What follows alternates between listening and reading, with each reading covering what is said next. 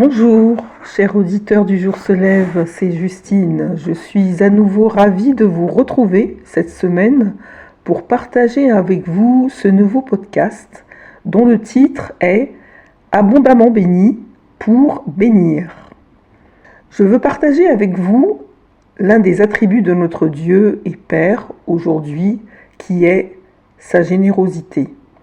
Quand Dieu donne, c'est sans retenue, sans limite, sans restriction, avec beaucoup de joie. Dieu ne connaît pas le mot manque ou restriction. Cela ne fait pas partie de son vocabulaire et encore moins de son royaume. Il est la source de toute forme de richesse et de toute plénitude. Qu'elle soit spirituelle, qu'elle soit émotionnelle ou matérielle, il en est la source. Et ses richesses sont comme lui-même, sans fin et inépuisables, et aussi glorieuses. Dieu est notre Père, et comme tout bon Père, il est aussi notre pourvoyeur. Dans Philippiens, au chapitre 4, au verset 18 et 19, la parole de Dieu dit, c'est Paul qui parle de la prison, « J'ai tout reçu, et je suis dans l'abondance. J'ai été comblé de biens. Et mon Dieu pourvoira à tous vos besoins selon sa richesse avec gloire en Jésus-Christ. » Dieu nous aime et il aime quand nous venons à lui en tant que ses enfants, demander avec foi au nom de son Fils Jésus-Christ. Car oui, c'est en Christ seul que nous sommes bénis de toute bénédiction spirituelle dans les lieux célestes. Éphésiens 1, verset 3. Dieu a fait un don total de son Fils, Jésus-Christ, notre Seigneur et notre Sauveur, qui lui-même s'est donné volontairement, totalement et sans réserve en sacrifice pour nous, pour le pardon de nos péchés à la croix. Colossiens 2, versets 8 à 9. Car c'est en Christ, c'est dans son corps qu'habite toute la plénitude de ce que Dieu est. Et par votre union avec lui, vous êtes pleinement comblés, car il est le chef de toute autorité et de toute puissance. Parfois, nous avons, en tant que ses enfants, tendance à oublier que tout ce que Dieu nous donne par sa grâce nous est donné non pas juste assez pour que nous en manquions après, mais plus qu'assez, avec abondance. Notre Seigneur nous comble. Que signifie combler ? Combler signifie qu'il remplit et qu'il satisfait pleinement tous nos manques, tous nos vides, tous nos besoins, quels qu'ils soient, physiques, émotionnels, spirituels. J'ai pris dans le dictionnaire quelques synonymes de ce verbe combler. On peut remplacer combler par remplir, satisfaire, exaucer, pourvoir, rassasier. Dieu nous comble pour deux raisons. Parce qu'il est bon et qu'il nous aime et qu'il veut nous faire continuellement jouir de sa bonté. Ainsi, à notre tour, nous sachant tant aimés par lui, nous désirons en retour le servir avec amour, avec crainte, joie et reconnaissance, dans l'abondance de toutes choses que nous recevons de lui par la foi. Une autre raison pour laquelle Dieu nous comble, c'est parce qu'il veut aussi que nous nous déversions sur les autres et qu'ainsi nous soyons des canaux de bénédiction pour notre prochain.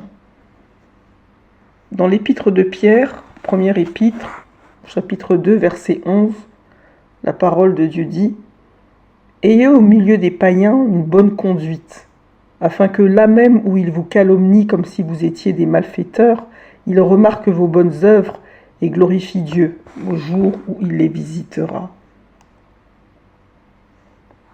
Pour conclure, bien-aimés frères et sœurs, bien-aimés fidèles auditeurs, venons et demeurons dans la présence de notre Seigneur Jésus-Christ, afin d'être toujours rassasiés par lui seul. Comme dit Jean 6, versets 35 à 36, c'est Jésus qui parle en disant « Je suis le pain de vie. Celui qui vient à moi n'aura jamais faim, et celui qui croit en moi n'aura jamais soif. Mangeons et buvons Christ, notre Seigneur, afin d'être pleinement rassasiés de sa vie de résurrection.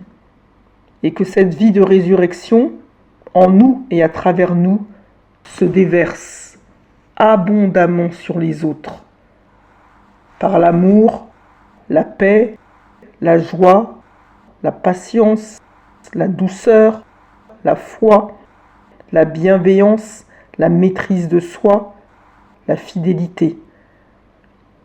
Et ainsi déversons-nous sans retenue, à notre tour, autour de nous, en tout lieu et sur tous, famille, frères et sœurs en Christ, voisins, collègues de travail, inconnus dans la rue, afin que le nom de notre Seigneur soit glorifié. Je vous quitte avec cette belle parole du livre des Proverbes au chapitre 11, verset 25, qui dit « L'âme bienfaisante sera rassasiée, et celui qui arrose sera lui-même arrosé. » Que cette parole et ce verset soient votre partage. Amen.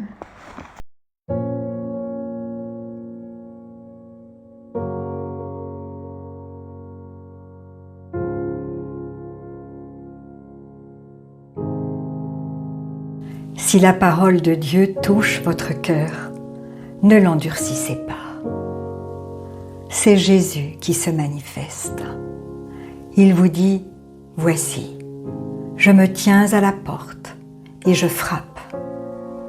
Si quelqu'un entend ma voix et ouvre la porte, j'entrerai chez lui.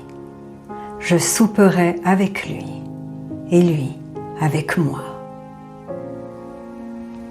Alors, si vous n'avez pas encore fait de Jésus votre Sauveur et votre Seigneur personnel, vous pouvez maintenant le faire. Déclarez à haute voix et d'un cœur sincère: Père, je te remercie parce que tu as envoyé Jésus-Christ mourir sur la croix pour mes péchés et tu l'as ressuscité des morts. Je désire, du plus profond de mon cœur, recevoir ton pardon et être racheté par le sang de Jésus. Jésus, je t'accueille maintenant comme mon Sauveur et mon Seigneur. Je renonce désormais au péché et je veux te suivre tous les jours de ma vie. Au nom de Jésus. Amen. Si vous avez fait cette prière, dites-le nous simplement dans les commentaires. Nous prierons pour vous et nous nous réjouirons avec le ciel tout entier, car Jésus a dit « Il y a plus de joie dans le ciel pour un seul pécheur qui se repent que pour 99 justes qui n'ont pas besoin de repentance. » Puis continuez de vous fortifier et de vous purifier par la parole de Dieu. La foi vient, mais elle ne vient que d'une seule source, de ce que l'on entend de la parole de Christ. Demandez au Saint-Esprit de vous guider et de vous éclairer. Il vous conduira dans toute la vérité. Il vous équipera pour toutes les circonstances de votre vie. Vous verrez que peu à peu, il vous révélera ce que ne peuvent comprendre ceux qui ne s'attachent pas à la parole. Car l'homme naturel n'accepte pas ce qui vient de l'Esprit de Dieu. c'est une folie pour lui et il est incapable de le comprendre parce que c'est spirituellement qu'on en juge. Et ne restez pas seul. Trouvez une assemblée qui se nourrit de la parole et y est fidèle. Et s'il n'y en a pas autour de vous, demandez au Saint-Esprit de vous faire rencontrer des frères et sœurs qui, comme vous, ont le désir de connaître Jésus plus profondément, de l'aimer et de le servir tel que lui le désire. Et soyez vigilants dans les enseignements que vous recevez, car Jésus nous a avertis. Plusieurs faux prophètes s'élèveront et ils séduiront beaucoup de gens. Et en toute chose, faites une confiance absolue au Seigneur et vous serez richement bénis.